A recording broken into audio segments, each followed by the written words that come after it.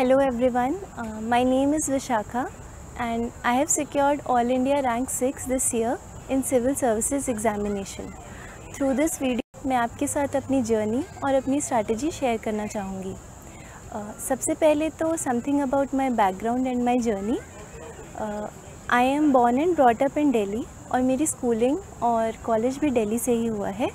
मैंने अपना engineering software engineering में दिल्ली कॉलेज ऑफ इंजीनियरिंग से किया है। उसके बाद मैंने सिस्को सिस्टम्स बैंगलोर में काम किया है कुछ दिन।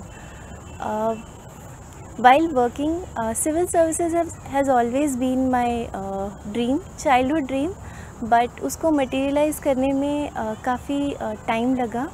एज़ यूजुअल काफ़ी कॉमन जर्नी रही है मेरी, जैसा कि सबकी होती है कि स्कूलिंग, उसके बाद engineering, usual IIT JEE examinations and उसके बाद you tend to go for work. But after working for some time I realised कि मुझे जॉब सेटिस्फैक्शन नहीं मिल रहा है and I wanted to do something more in life. इसके साथ साथ मैंने हमेशा अपने फादर से काफ़ी इंस्पिरेशन ली है इस पब्लिक सर्विसेज के लिए, क्योंकि मैंने उन्हें क्लोज़ कॉन्टैक्ट में काम करते हुए देखा है। This was also my mother's dream, so I can say that civil services is not just my dream but actually entire family's dream. So after in my first 2 attempts I could not clear my prelims and this was my third attempt.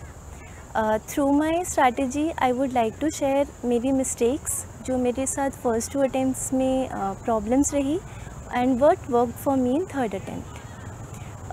Before I share my strategy, सबसे पहले तो मैं ये कहना चाहूँगी कि हर किसी का अपना कंपैरेटिव स्ट्रेंथ और वीकनेस होता है।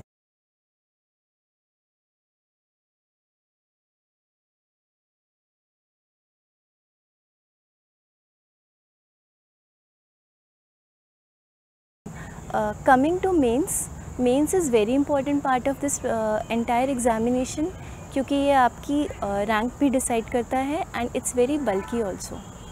इसमें 2 चीज़ें सबसे पहले ध्यान देने की ज़रूरत है।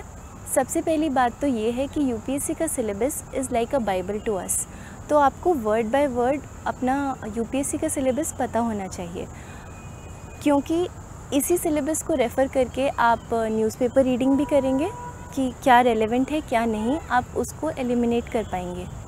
एंड सेकेंडली, जब आप बुक से प्रिपेयर करेंगे तो यू वुड नो कि कौन सी एक्स्ट्रा चीज़ें आपको नहीं पढ़नी है, कौन सा रेलेवेंट पार्ट ही आपको पढ़ना है। सो syllabus is the Bible of the UPSC preparation. So it's very important कि आप स्टार्टिंग में ही सिलेबस को अपनी स्टडी टेबल पे पिन कर लेंगे या फिर आप कहीं भी लगा के, it will be always in your site. Second thing is answer writing. Answer writing is very very important. उसमें 3 चीज़ें आती हैं। एक होता है आंसर का स्ट्रक्चर, कि आप किस फॉर्मेट में आंसर लिख रहे हैं। Second is content and third is presentation. First format में इम्पॉर्टेंट है, जैसे मैंने पर्सनली इंट्रोडक्शन, बॉडी और कंक्लूजन IBC फॉर्मेट को स्ट्रिक्टली स्टिक किया था, specially in GS papers, and it help me a lot to get me good marks. Second is content. Content में it's important that we limit our resources, and resources limit करने के बाद आप उनको हर topic को it's important that we analyze and we understand the topic. जब हम for example if we are studying global warming or climate change, it's important that we study all the dimensions of the topic and then we analyze and then we try to write the answer. Third is conclusion. It's very important that we, no matter what is asked in the question, it's very important that we end our question on a very optimistic note with something which we can look forward to. Basically, एक solution oriented answer. Coming to specifically GS papers, so GS1 is basically static. तो उसमें जो standard books हम use करते हैं for history, geography, world history and society plus NCERTs, that will give us a good edge and understanding to write the paper.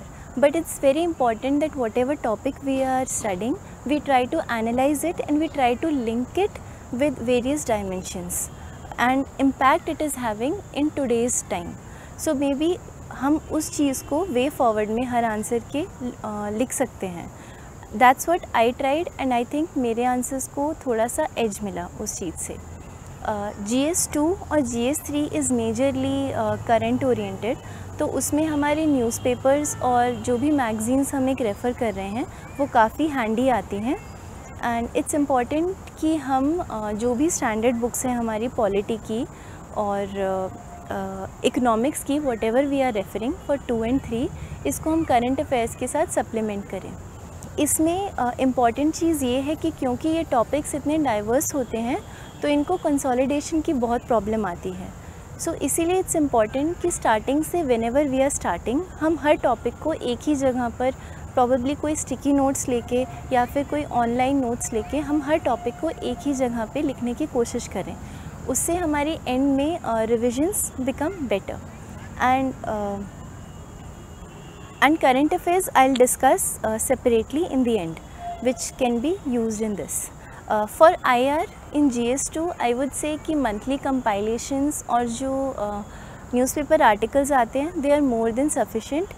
Monthly compilation of any coaching usually gives very good compilation IR की, तो उसमें अगर हमारा newspaper से कुछ miss भी हो जाता है तो that is covered very nicely. उसके साथ साथ आई थिंक हिंदू में और इंडियन एक्सप्रेस में एडिटोरियल सेक्शंस बहुत अच्छे से कवर करते हैं, स्पेशली कुछ ऑथर्स का, जैसे सी राजा मोहन, ब्रह्मा चेलानी. तो वो चीज़ों में अगर पॉसिबल है and if somebody is able to take out time तो वो अपने खुद के नोट्स भी बना सकता है. I think self made notes are the best and उनका कोई भी रिप्लेसमेंट नहीं होता है. मुझे in my 3rd attempt self made notes ने बहुत ज़्यादा हेल्प किया था, स्पेशली क्योंकि मेरा ऑप्शनल पॉलिटिकल साइंस और इंटरनेशनल रिलेशंस था. नाउ GS3 में GS3 is very dynamic paper, so it's important कि हम बहुत ज़्यादा करंट अफेयर्स पे उसमें फोकस करें.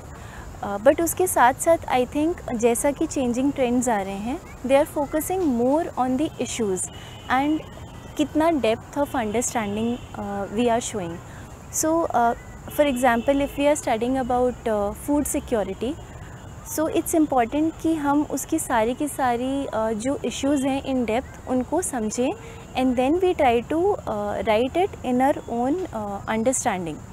And answer लिखते वक्त it's very important that we always try to give solution or way forward so that our answer is a bit on the optimistic side. Just like you know एक administrator जिस तरीके से issues को approach करता है और solutions देता है उस तरीके से. फॉर GS4 एथिक्स के लिए मैंने एक स्टैंडर्ड बुक और लुकमान सर के मार्केट में जो भी फ़ोटोकॉपीड नोट्स होते हैं वो रेफ़र किए थे. I think it was very helpful for me because it was to the point. उसके अलावा GS4 में आई थिंक सिलेबस में जो भी टर्म्स और जो भी टॉपिक्स दिए हुए हैं उसमें आप गूगल कर सकते हैं और गूगल करके डेफिनेशंस, एग्जांपल्स, एंड अगर आप न्यूज़पेपर पढ़ रहे हैं कंटिन्यूसली और आपको कोई भी रिलेटेड एग्जांपल्स, केस स्टडीज़ या कुछ भी दिखता है तो वो अपने आप नोट्स में लिख सकते हैं as a value addition and then you can use it in your answers. GS4 में I think major weightage is for the case studies. Case studies का कोई स्पेसिफ़िक रिसोर्स मैंने यूज़ नहीं किया था. केस स्टडीज़ के लिए मैं टेस्ट सीरीज़ पे रिलाई किया था एंड 2-3 टेस्ट लिखने के बाद आपको भी प्रैक्टिस हो जाता है that how you have to approach the question. So case studies को मास्टर करने का एक ही तरीका है कि आप बहुत ज़्यादा प्रैक्टिस कीजिए. कम से कम 10-20 केस स्टडीज़ आप करके जाइए एग्ज़ाम लिखने से पहले and try to be very honest and very genuine about your answers. उसमें आप कुछ भी ज़्यादा बहुत ज़्यादा मैकेनिकल या थ्योरेटिकल मत लिखिए. B very honest and be very genuine कि अगर आपके पास कोई प्रॉब्लम आई है in real life, in real time, तो आप उसको कैसे अप्रोच करेंगे. That is what usually case studies is about.